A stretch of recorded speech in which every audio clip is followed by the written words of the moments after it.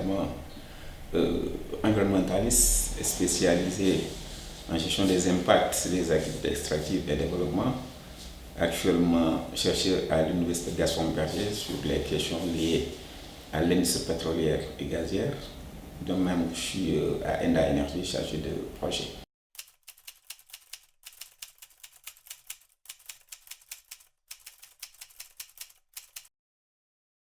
Bon, si nous revenons un peu sur l'étendue des découvertes de pétrole et de gaz offshore, il faut d'abord rappeler qu'en 2014, nous avons une importante découverte de pétrole dans le bloc de Sangomar offshore profond.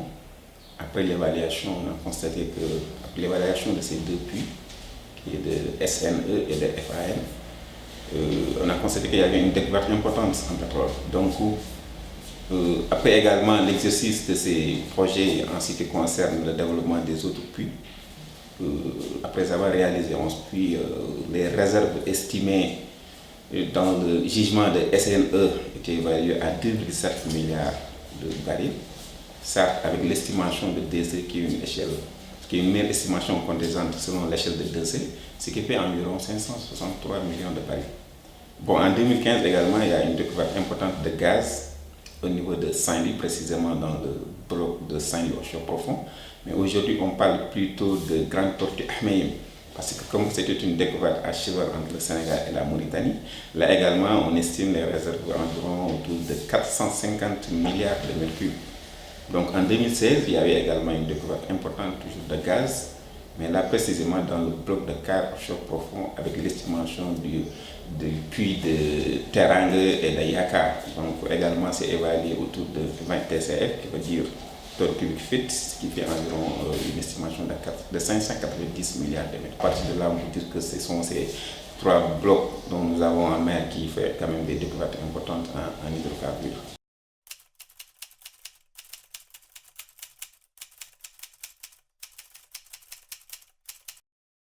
On pourrait dire que ça peut donner quand même beaucoup d'opportunités pour le Sénégal, parce qu'après tout, nous savons que les découvertes pétrolières et gazières pourraient être une aubaine pour le pays, mais également par rapport aux zones où nous avons peut-être ces découvertes, c'est notamment Saint-Louis, la région de Saint-Louis et particulièrement la ville de Saint-Louis, et celle également de Thiès, mais également cette région de Fatick.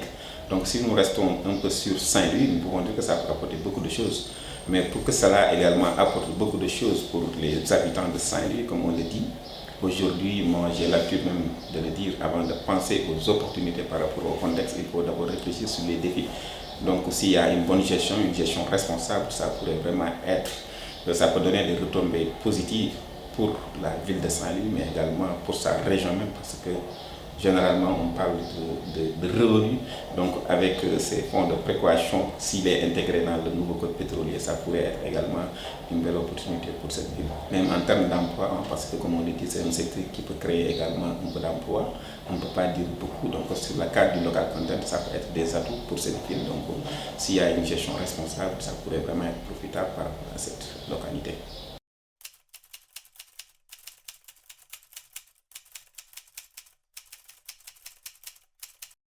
Pour revenir un peu sur les risques, comme on le dit, il faut identifier les risques à plusieurs niveaux.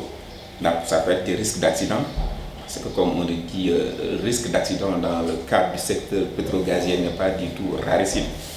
Il y a également les risques financiers, parce qu'ils parlent de projets pétroliers, parlent de revenus énormes. Qu'en est-il en ce qui concerne le suivi des coûts, c'est-à-dire l'audit des coûts pétroliers? Ça également, c'est un risque financier qui peut un peu pénaliser les avantages de l'État.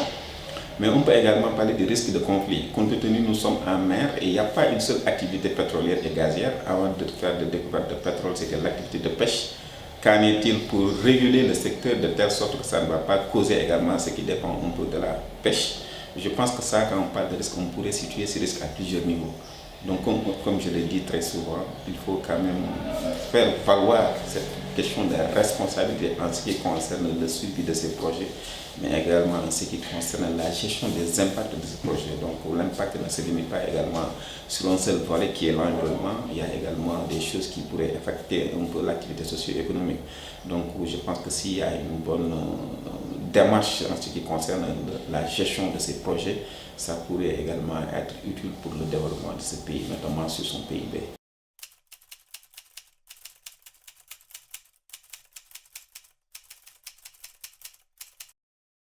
Si nous interpellons ici la place de la société civile, comme nous le savons tous, après tout, quand on parle de pétrole ou de gaz, c'est une question de logique d'acteur.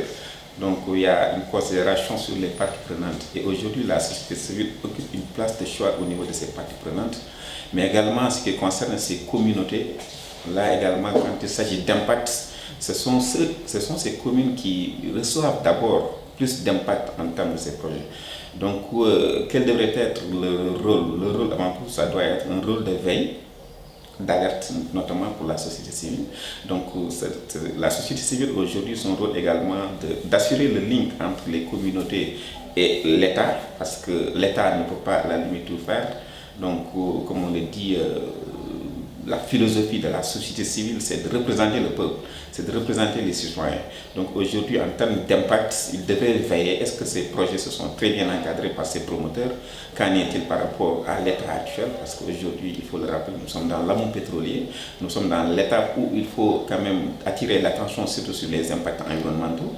Est-ce que ces projets, par rapport à leur plan de développement, vont contribuer à une gestion durable de ces ressources? Est-ce qu'ils ne vont pas également affecter également la pêche pour ceux qui sont dépendants surtout de la pêche et notamment même du tourisme, parce que quand il s'agit maintenant du pétrole, surtout au niveau de la petite côte, c'est une zone très sensible si nous revenons un peu sur les îles du Saloum. Donc toutes ces questions méritent d'être posées par les acteurs de la société civile, parce que si ce n'est pas un peu bien posé, à la limite ça pourrait également avoir des conséquences, parce qu'il faut comprendre que dans ce cadre de ce projet, c'est un cycle de vie. Donc chaque étape marque une phase également d'impact. Donc pour moi, le plus important, c'est de permettre à la société d'être très vigilant par rapport à la proposition de ces multinationales, mais également d'associer également les communautés. Comme on le dit, il ne faut pas également négliger la connaissance endogène. Ceux qui abritent ces projets maîtrisent mieux le terroir. Donc il y a lieu quand même de les impliquer dans les processus de concertation pour éviter de connaître les potentiels conflits liés à ces projets.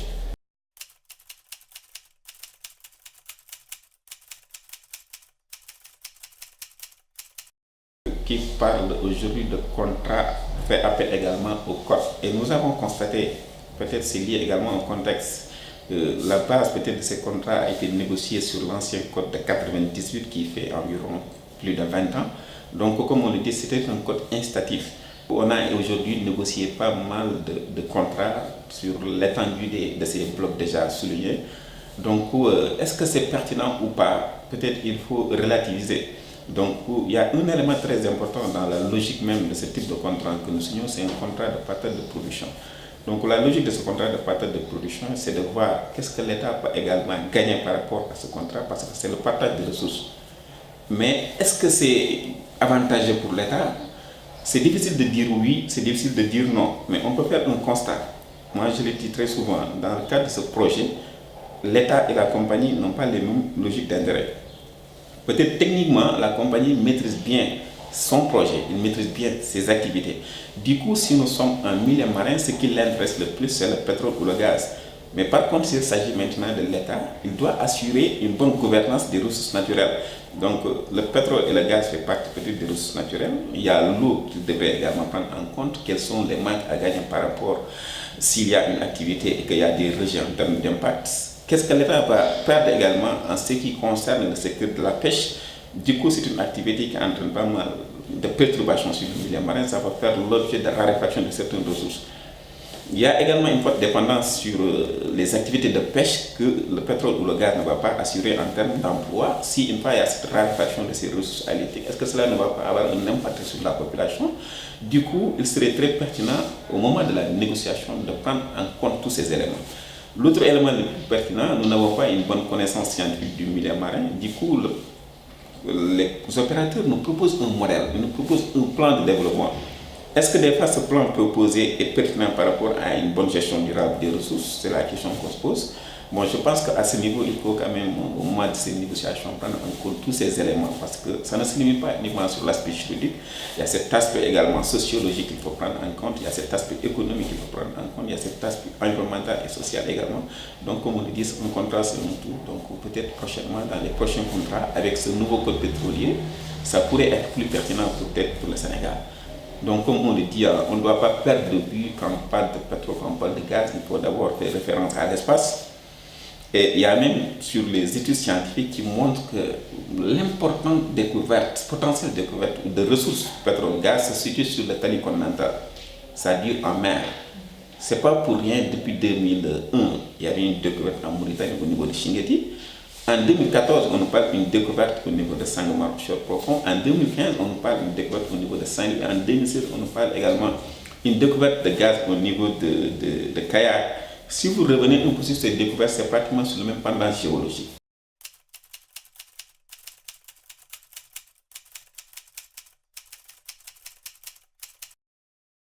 Pour revenir sur cette gestion équitable, comme on le dit, après tout, le contrat, c'est une bataille d'experts. Nous, on négocie en termes de l'expertise et de maîtrise d'information. L'État, aujourd'hui, doit quand même miser beaucoup sur le capital humain, développer également la capacité des ressources humaines à pouvoir négocier par rapport à ces multinationales.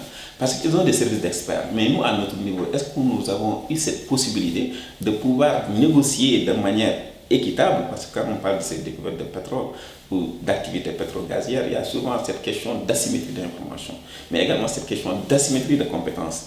Pour pouvoir tirer profit par rapport à ces ressources, il faut quand même renforcer la capacité des Sénégalais à pouvoir négocier, de ne pas tout le temps miser également sur les gens de l'extérieur, parce que dans ces négociations, l'intégration du contexte local reste très importante. Il faut connaître ton milieu, connaître ton dossier, connaître également ton territoire pour pouvoir vraiment négocier par rapport aux différents enjeux.